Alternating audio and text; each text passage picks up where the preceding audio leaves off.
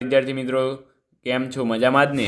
આજે આપણે જોવાના છે અસાઇનમેન્ટ 2026 દ્વિતીય પરીક્ષા માટે ધોરણ 9 વિષય વિજ્ઞાન વિભાગ બી ચેપ્ટર નંબર 7 સંપૂર્ણ સોલ્યુશન. આપણે વિભાગ એનું પણ જોયું. હવે આપણે ચેપ્ટર નંબર 7 આવે છીએ, તો વિડીયોને લાઇક શેર અને સબસ્ક્રાઈબ કરી લેજો. આગળ આપણે વિભાગ સી અને ડીનું પણ આપણે આપવાનું છે, બરાબર. તો ચાલો આપણે વિભાગ બીનું સંપૂર્ણ સોલ્યુશનમાં આજે ચેપ્ટર નંબર 7 લઈને આવી ગયા છે. તો ચેપ્ટર નંબર 7નું સંપૂર્ણ સોલ્યુશન જોઈ લઈએ. અહીંયા પહેલો ક્વેશ્ચન છે, સંદર્ભ બિંદુ અને ઉગમ બિંદુ વિશે સમજાવો. તો અહીં જવાબ છે, જે બિંદુના આધાર પર પદાર્થની સ્થિતિ અથવા ગતિ વર્ણવવામાં આવે તેને સંદર્ભ બિંદુ કહેવામાં આવે છે. જ્યારે સંખ્યાત્મક રેખા અથવા અક્ષ પર જ્યાંથી માપની શરૂ થાય છે તે બિંદુને ઉગમ બિંદુ કહેવામાં આવે છે, બરાબર. આ થઈ ગયા આપણે સંદર્ભ બિંદુની વાત અને ઉગમ બિંદુની વાત.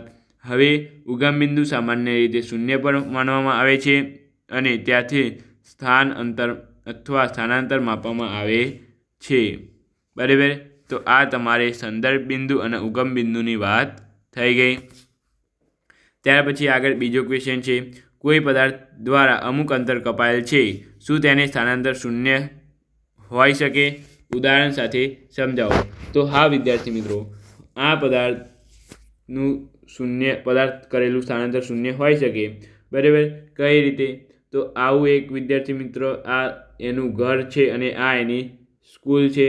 તો એ વિદ્યાર્થી મિત્રો અમુક અંતરમાં આટલું અંતર કાપીને સ્કૂલમાં જાય છે અને સ્કૂલમાંથી પછી પાછું ઘરે આવે છે. એટલે કે કોઈ પદાર્થ દ્વારા અમુક અંતર કપાયેલ છે, તો આટલું અને આટલું અંતર કપાયેલ છે, સમજો, બરાબર.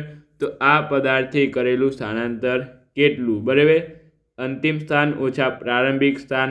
અંતિમ સ્થાન પણ એનું ઘર હતું, પ્રારંભિક સ્થાન પણ એનું ઘર છે, તો કપાયેલું સ્થાનાંતર કેટલું હશે? શૂન્ય. તો અહીં શું પ્રશ્ન પૂછ્યો છે? કોઈ પદાર્થ દ્વારા અમુક અંતર કપાયેલ છે, આ પદાર્થે અમુક અંતર કાપેલું છે, તો તેનું સ્થાનાંતર શૂન્ય હોઈ શકે? તો હા વિદ્યાર્થી મિત્રો, શૂન્ય હોઈ શકે, બરાબર. અહીં જવાબ આપેલો છે હા, પદાર્થનું સ્થાનાંતર શૂન્ય હોઈ શકે, ભલે તે અમુક અંતર કાપે, કારણ કે સ્થાનાંતર પ્રારંભિક અને અંતિમ સ્થિતિ પર આધાર રાખે છે. જ્યારે કોઈ વિદ્યાર્થી મેદાનમાં એક ચક્કર મારીને ફરી શરૂઆતના સ્થાને આવી જાય છે, તો તેને અંતર કાપ્યું હશે, પરંતુ તેનું સ્થાનાંતર કેટલું હશે? શૂન્ય હશે. હા, આમ 1 કિલોમીટર હશે તો 1 કિલોમીટર અંતર કાપ્યું હશે, પરંતુ એનું સ્થાનાંતર કેટલું હશે? શૂન્ય હશે, બરાબર. તો એ તમારે આ યાદ રાખવાનું છે. આઈએમપી ક્વેશ્ચન છે સમજવા માટે, બરાબર, કે કોઈ પદાર્થે અમુક અંતર કાપેલું છે તો તેનું સ્થાનાંતર શૂન્ય હોઈ શકે. તો ઉદાહરણ તરીકે હા, હોઈ શકે ને, ભલે તે અમુક ગમે તેટલું અંતર કાપે વિદ્યાર્થી મિત્રો, પ્રારંભિક સ્થાન ઓછા અંતિમ સ્થાન એક જ હોય, તો પદાર્થે કરેલું સ્થાનાંતર કેટલું હોય? શૂન્ય હોય, બરાબર. એ તમારે યાદ રાખજો. MCQ સ્વરૂપમાં પૂછાઈ શકે અથવા ખાલી જગ્યામાં પૂછાઈ શકે. ત્યાર પછી અહીંયા તફાવત છે નિયમિત ગતિ, અનિયમિત ગતિ. નિયમિત ગતિના અહીંયા 3 મુદ્દા આપેલા છે. તે પદાર્થના સમાન સમયાંતરે સમાન અંતર કાપે છે. પદાર્થની ઝડપ સ્થિર હોય છે. ઉદાહરણ તરીકે સીધી સડક પર સ્થિર ઝડપે ચાલતી કાર. અનિયમિત ઝડપમાં છે. પદાર્થ સમાન સમયાંતરે અસમાન અંતર કાપે છે. પદાર્થની ઝડપ બદલાતી રહે છે. ઉદાહરણ તરીકે શહેરમાં ટ્રાફિક વચ્ચે ચાલતી કાર.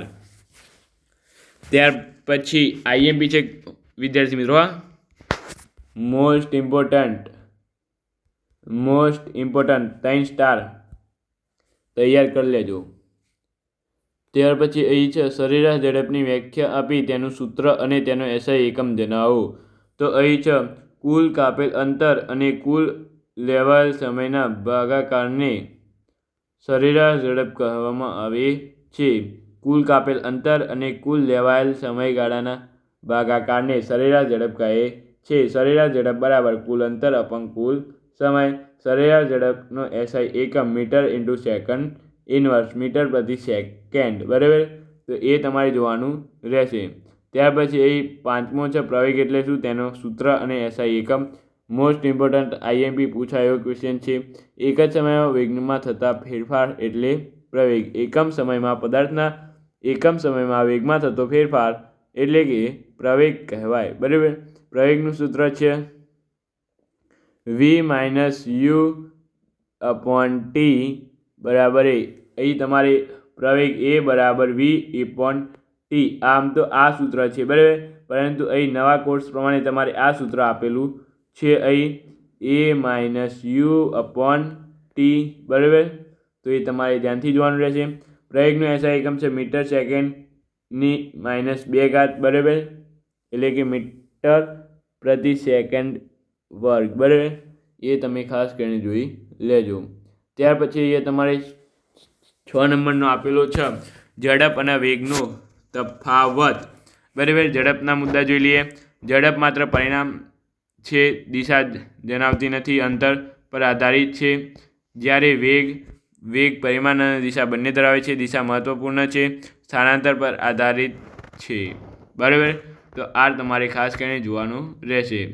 ત્યાર પછી એ 7મા નંબરનો તમારે એક ક્વેશ્ચન દાખલો આપેલો છે કે એક ટ્રેન રેલવે સ્ટેશનની ગતિનો પ્રારંભ કરે છે અને નિયમિત પ્રવેગથી ગતિ કરી 10 મિનિટમાં 40 કિલોમીટર પર કલાકની ઝડપ પ્રાપ્ત કરે છે, તો તેનો પ્રવેગ શોધવાનો છે।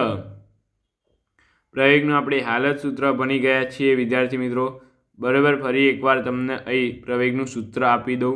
પ્રવેગ એ બરાબર વી માઇનસ યુ अपॉन ટી। અહીં એ સૂત્ર મૂકો અને જવાબ લાવો। ટી બરાબર અહીં 10 મિનિટ એટલે કેટલી સેકન્ડ? 600 સેકન્ડ। પછી અહીં 11.11 વિદ્યાર્થી મિત્રો તમારે શું લેવાનું છે? ઝડપ લેવાનું છે બરાબર, એટલે અહીં પ્રારંભિક વેગ 0, અંતિમ વેગ 40 કિલોમીટર પર કલાક,